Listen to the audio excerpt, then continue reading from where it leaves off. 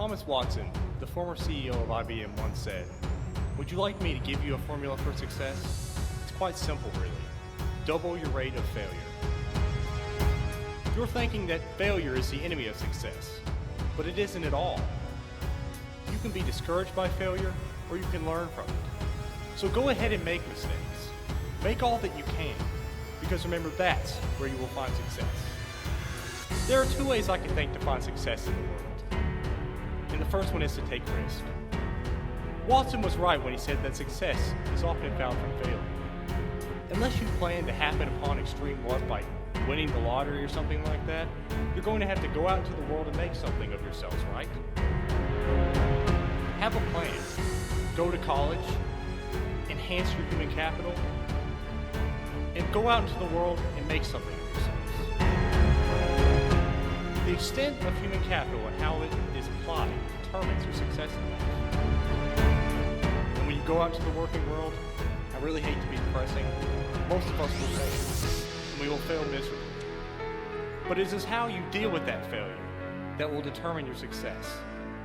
The worst thing you can do is accept it. Do not accept it. The only thing you should be accepting is that failure is natural and that you're becoming better through that process.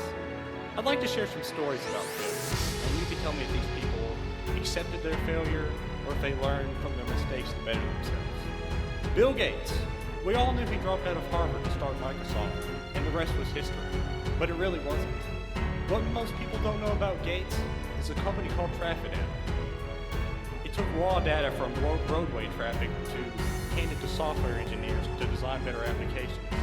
It was a complete failure, with no sales, and it was embarrassing for Gates. A few years later, he renamed the company Microsoft, and the rest was history.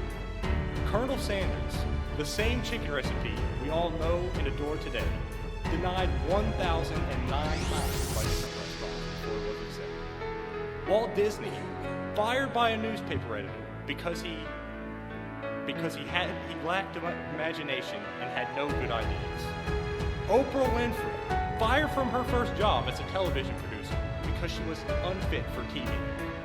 J.K. Rowling, just 5 years before the first Harry Potter novel was published, she was divorced, severely depressed, had published a series of novels with no sales, and she was on welfare. Michael Jordan, cut from his high school basketball team. Dr. Seuss, first book rejected by 27 different publishers.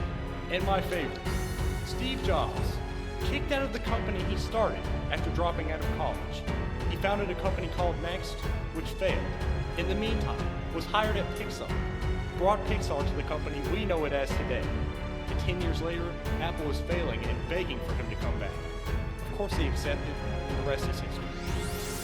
Why am I telling you about these people that failed? The point is that failure is the seed of opportunity. You will get nowhere in life only doing what you feel comfortable doing.